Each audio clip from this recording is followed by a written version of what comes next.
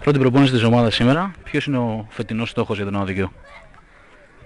Σίγουρα ο στόχος της φετινής σεζόν για το Δίκαιο είναι ότι ήταν και τις προηγούμενες περιόδους.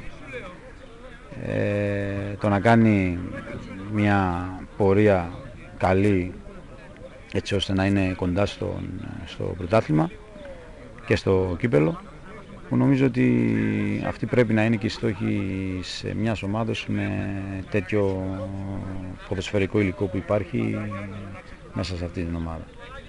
Βλέπουμε ότι στην πρώτη προπόνηση υπάρχουν 22 ποδοσφαιριστές και λείπουν 2 Μπολίδες, λείπει ο Παπασεβαστός, ο Μπαρτσελό.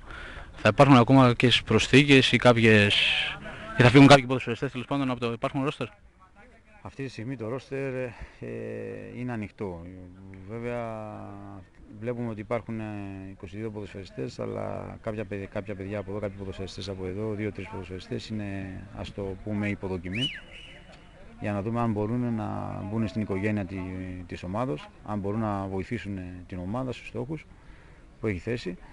Από εκεί και πέρα περιμένουμε να έρθουν και τα υπόλοιπα παιδιά μέσα στην εβδομάδα, έτσι ώστε να μπορούμε να ξεκινήσουμε και να δουλεύουμε όλοι μαζί.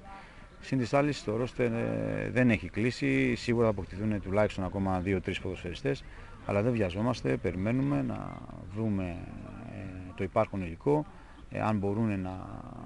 αν μπορούν τα παιδιά που είναι στα πόδια τους να κάνουν αυτά που θα τους ζητήσω και αν μπορούν να διεκδικήσουν μια θέση στο ρόστερ της ομάδας. Σίγουρα πάντως πιστεύω ότι θα αποκτηθούν τουλάχιστον 2 ακόμα ποδοσφαιριστές. Σε ό,τι αφορά τα παιδιά, υπάρχουν κάποια από το εφηβικό του Δικαίου και κάποια από το εφηβικό του Ομίλου. Θα είναι αυτά τα παιδιά που θα πλαισιώσουν την εθνική ομάδα? Κοιτάξτε να δείτε. Τίποτα δεν είναι ακόμα σίγουρο.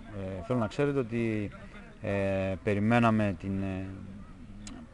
την κατάληξη της ΕΠΣ όσον αφορά τους μικρούς που θα συμμετέχουν στο πρωτάθλημα, για να μπορέσουμε και εμείς να δούμε ποια παιδιά θα έχουμε στο ρόστερ.